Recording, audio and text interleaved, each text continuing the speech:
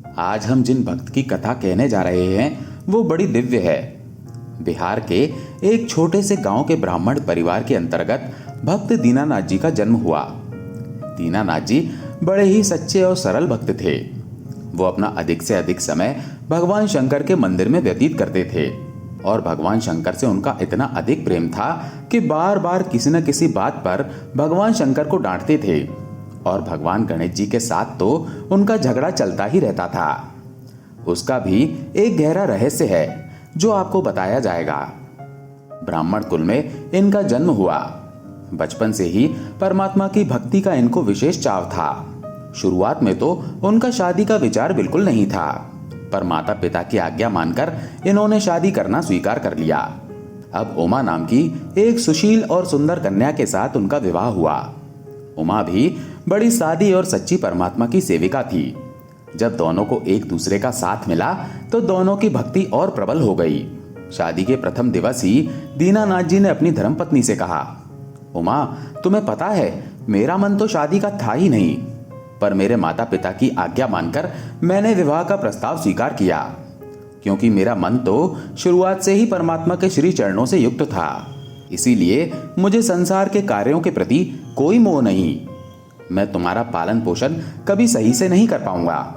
हाँ, पर एक बात अवश्य है, तुम मुझे जो भी कार्य कहोगी मैं परमात्मा से निवेदन कर दूंगा। परमात्मा तुम्हें कभी निराश नहीं करेंगे। इससे अधिक तुम मुझसे कोई आशा नहीं रखना। उमा भी सच्ची धर्मनिष्ठ धर्म पत्नी थी।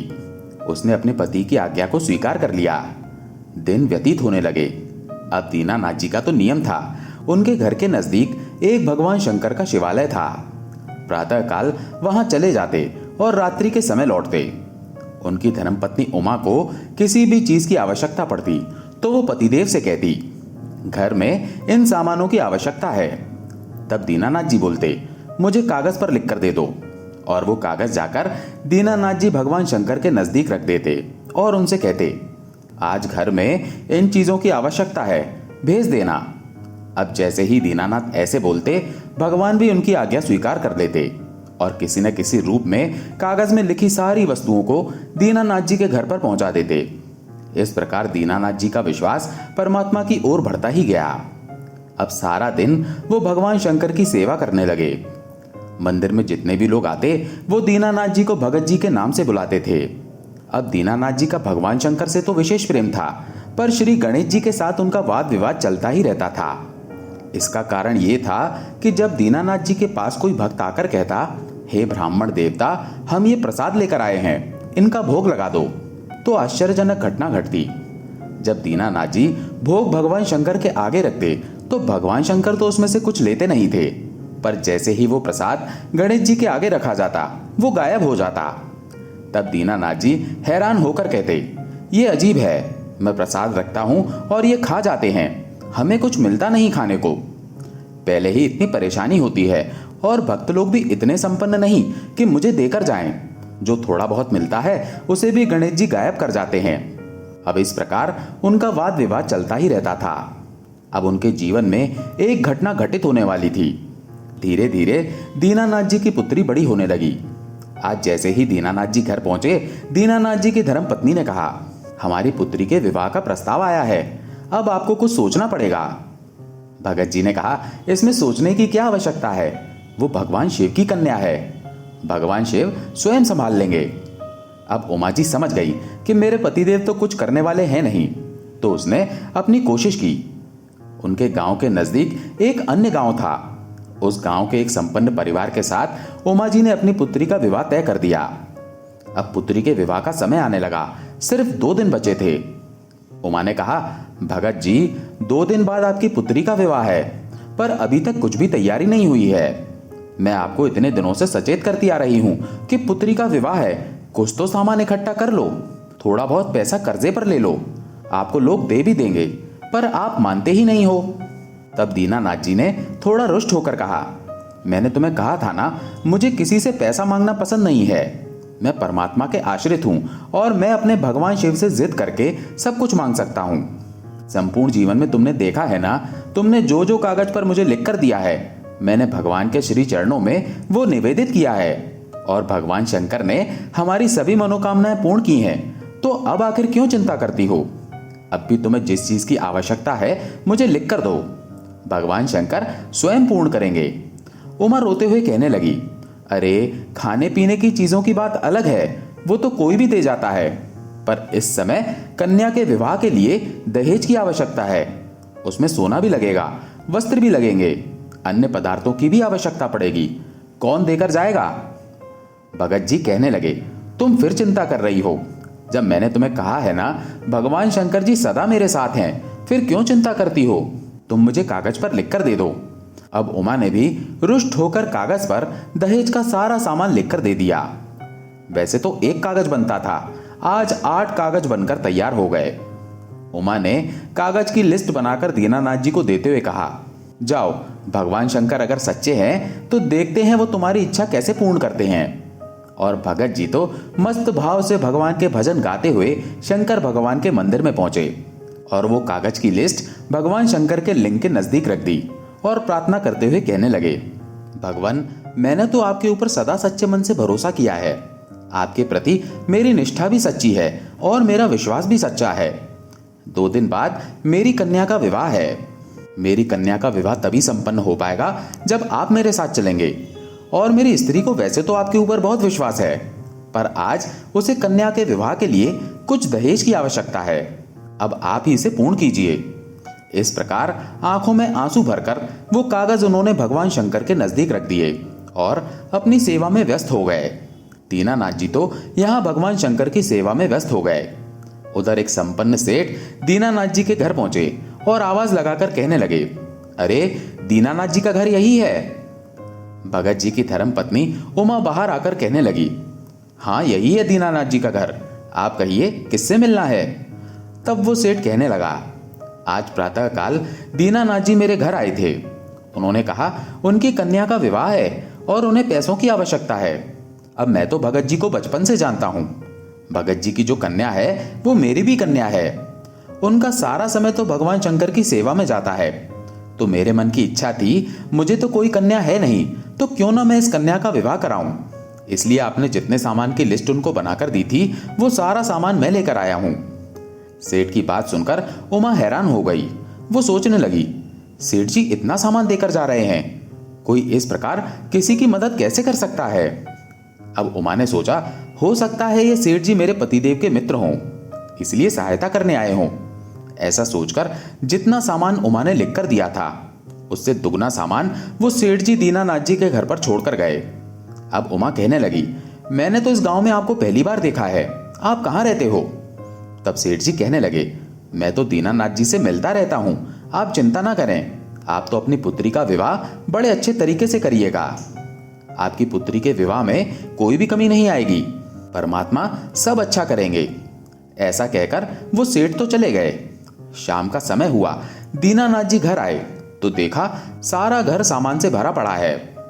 उन्होंने अपनी धर्मपत्नी को बुलाकर कहा, यह सामान कहां से आया है? किसी से कर्जा लिया है? तुम्हें भगवान पर भरोसा नहीं है? मैंने तुम्हें कहा था भगवान शंकर से प्रार्थना करेंगे, इसके बाद भी तुमने लोगों से सामान मांगा। भगत जी की बात सुनकर उमा कहने लगी, मैंने किसी से सामान नहीं मांगा है, ये तो आज सुबह एक सेठ जी आए थे। वो कहकर गए कि आप उनसे मिलने गए थे।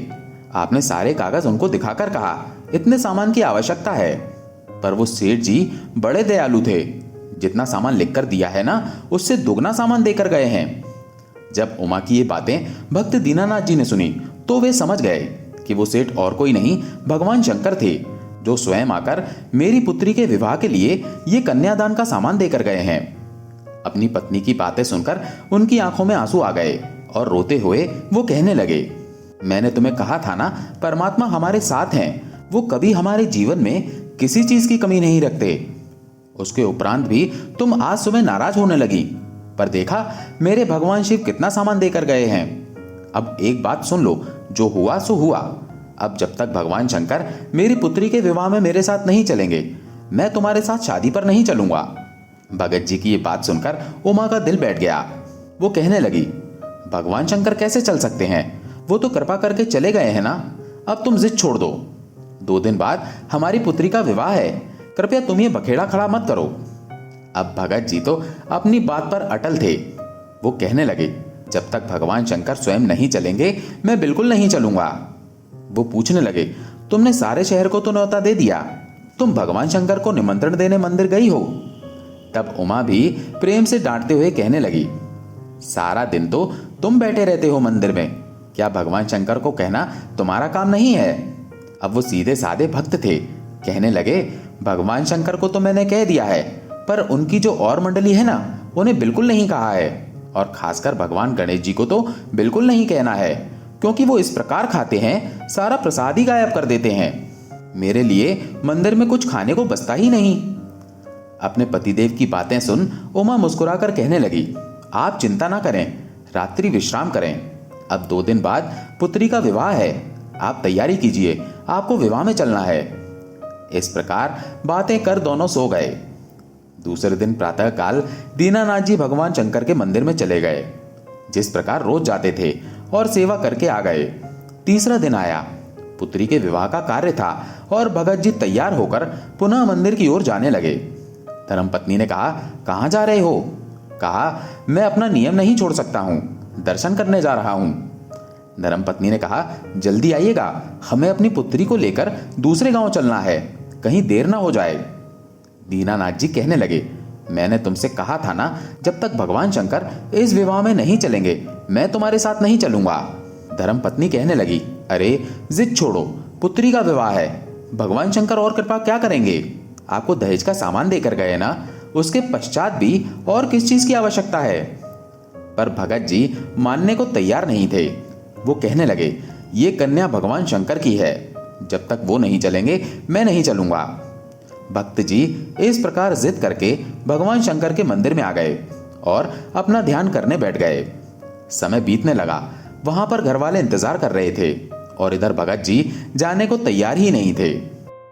कहते हैं ना, जब भक्त का प्रेम इतना निष्ठावान हो तो भगवान को चिंता हो जाती है, और भक्त अगर दीनानाथ जी की तरह सरल हो तो उसकी चिंता और अधिक हो जाती है।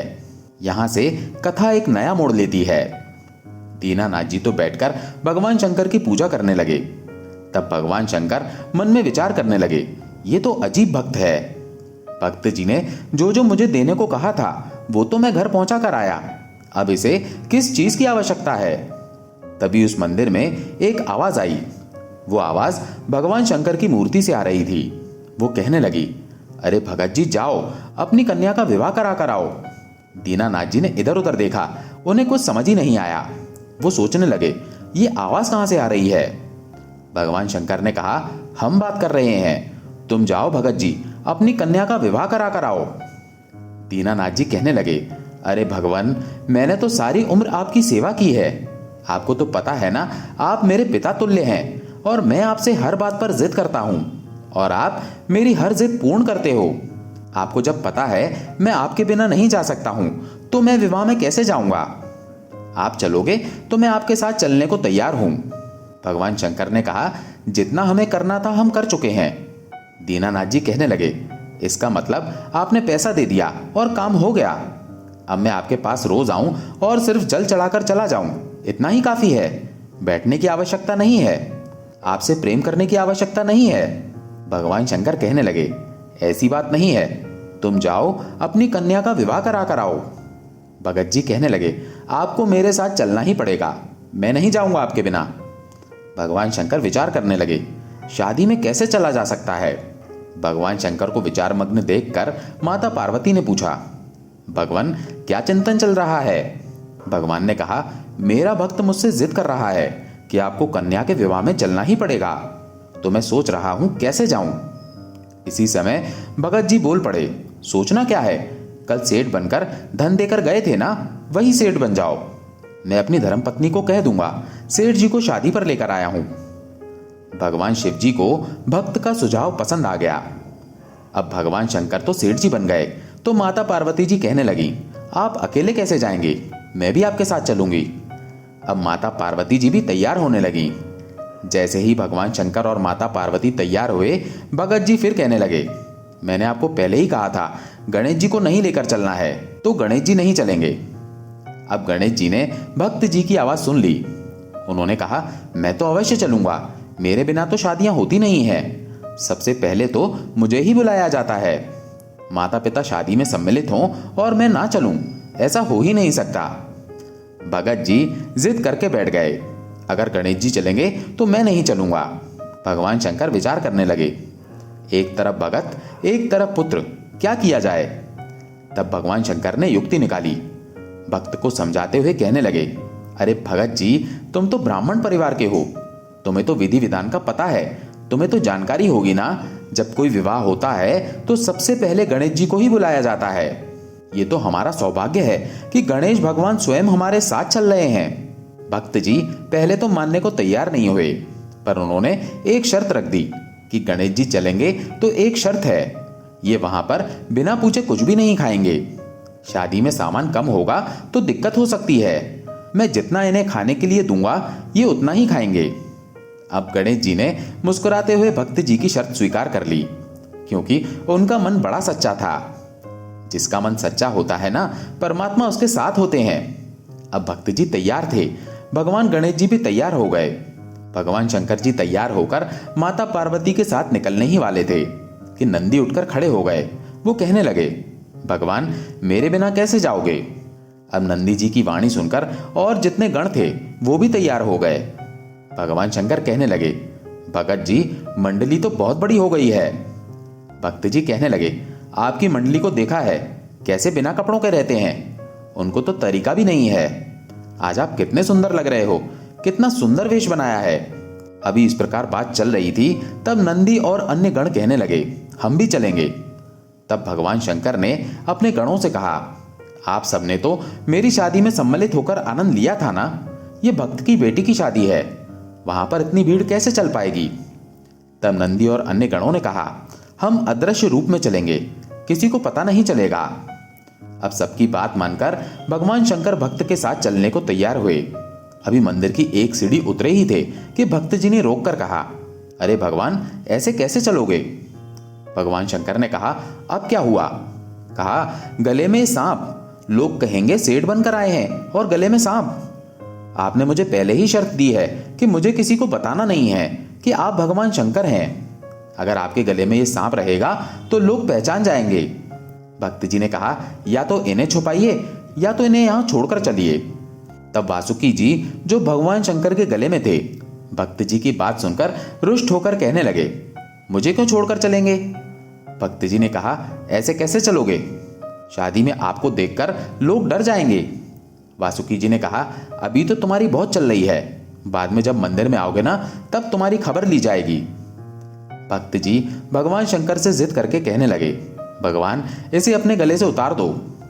भगवान शंकर ने जैसे ही वासुकी नाग को हटाने के लिए हाथ आगे बढ़ाया, वासुकी जी कहने लगे, भगवान मैं नाग के वेश में नहीं चलूंगा, मैं आपका सोने का हार बन जाता हूं। और ऐसा कहकर वासुकी जी सोने का हार बनकर भगवान शंकर के गले में स्थापित हो गए और जितने छोटे छोटे सांप थे वो भगवान शंकर का आभूषण बन गए। अब सारी तैयारी हो गई। भगवान शंकर जी सेठ के वेश में, माता पार्वती जी सेठानी के वेश में और गणेश भगवान जी तो छोटे 5 वर्ष के बालक के रूप में। अब गणेश जी का हाथ भगत जी ने अपने हाथ से पकड़ लिया और थोड़ा प्रेम से कहने लगे, तुम्हें बिना पूछे कुछ नहीं खाना है। गणेश जी मुस्कुराते हुए कहने लगे, जैसा आप कहेंगे वैसा ही किया जाएगा। अब सब मिलकर भगत जी के घर पहुंचे। वहां पर तो शादी की तैयारियां चल रही थी। भगत जी को देखकर उनकी धर्मपत्नी उमा पूछने लगी, मंदिर से होकर आए? भगवान शंकर जी आ गए? भगत जी कुछ जवाब देने ही वाले थे, तब भगवान शंकर ने इशारा कर दिया, मैंने तुम्हें पहले ही कहा था, अगर किसी को मेरे बारे में कुछ बताओगे तो मैं अदृश्य हो जाऊंगा। भगवान शंकर का इशारा समझ भक्त जी चुप हो गए और कहने लगे, भगवान शंकर तो नहीं आए, पर उस मंदिर के मालिक ये सेठ जी हैं, ये हमारे साथ आए हैं। उन सेठ जी को देखकर उमा पहचान गई। कहा, ये तो वही सेठ जी हैं जो कल सामान देकर गए थे, ये हमारे साथ शादी में चल रहे हैं। भक्त जी ने कहा, ये भी चल रहे हैं और ये उनकी धर्मपत्नी है, ये भी हमारे साथ चल रही हैं। और छोटे बालक की ओर इशारा करके कहा, ये भी हमारे साथ चल रहे हैं, पर इनका ध्यान रखना पड़ेगा, ये बिना पूछे बहुत कुछ खा लेते हैं। उमा जी ने कहा, शादी का माहौल है, छोटा बच्चा है, ये तो अवश्य खाएगा, और तुमने इसका हाथ क्यों पकड़ रखा है? तब भक्त जी कहने लगे, ये बिना पूछे यहां वहां चला जाता है, इसीलिए इनका हाथ पकड़ रखा है। अब इस प्रकार बातें करते करते कन्या की बारात चलने लगी।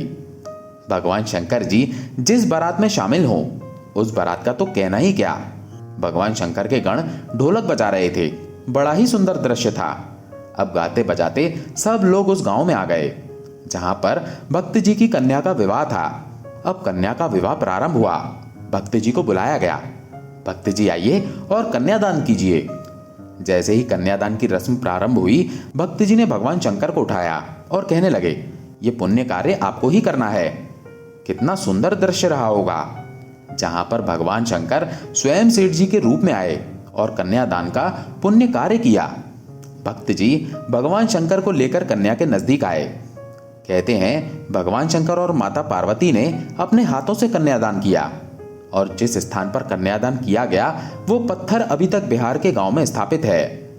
वहां पर एक मंदिर बनाया गया है। वो मंदिर दान मंदिर के नाम से जाना जाता है। कन्या का विवाह सुख से संपन्न हुआ। अब भगवान जिस विवाह में उपस्थित रहेंगे वहां तो कोई विघ्न आ ही नहीं सकता। सुख से विवाह संपन्न हुआ और सब लौटकर अपने घर आए।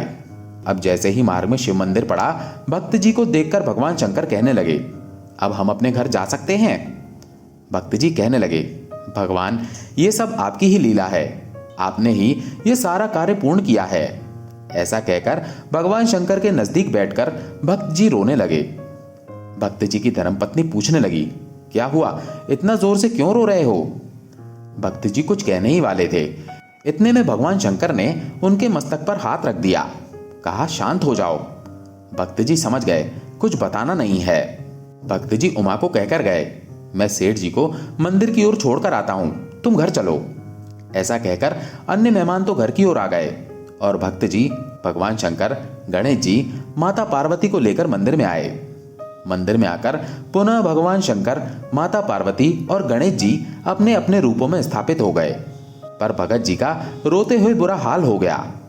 कहने लगे, भगवान जो दर्शन आपने दिया वो मुझे पुनः कब प्राप्त होगा।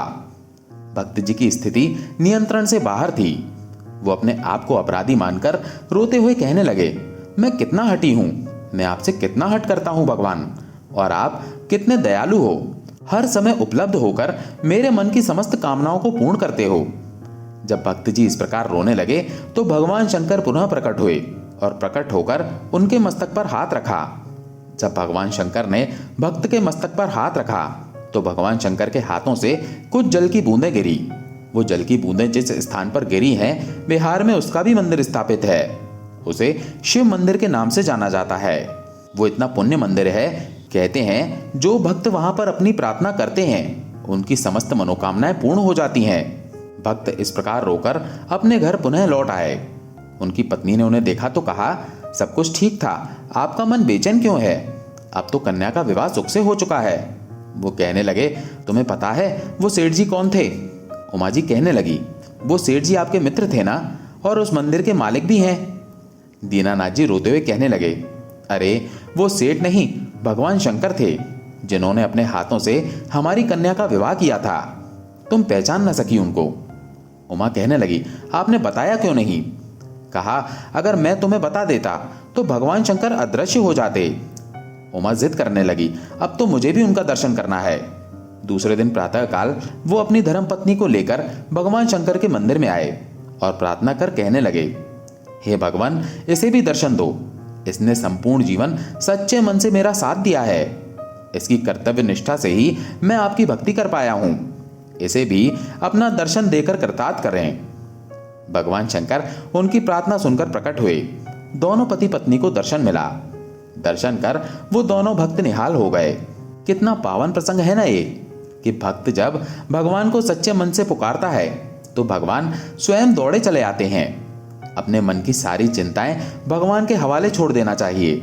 हम कर भी क्या सकते हैं, पर हाँ, अगर सब कुछ छोड़ दिया जाएगा तो जो परमात्मा करते हैं ना, वो दुनिया से अलग हो जाता है। भगवान अपने भक्तों की पुकार जरूर सुनते हैं। पुकार सच्ची हो तो परमात्मा स्वयं चलकर आ जाते हैं। तो ऐसे भक्त वत्सल भगवान जो भक्तों पर तुरंत राजी हो जाते हैं, जिन्हें भोलेनाथ कहा जाता है, जिन्हें आशुतोष कहा जाता है, जिन्हें भगवान शिव कहा जाता है, उनके पावन श्री चरणों में हमारा प्रणाम है। दोस्तों, आशा है आपको ये प्रसंग पसंद आया होगा। अगर पसंद आया हो तो वीडियो को लाइक करके कमेंट में ओम नमः शिवाय जरूर लिखें। ओम नमः शिवाय।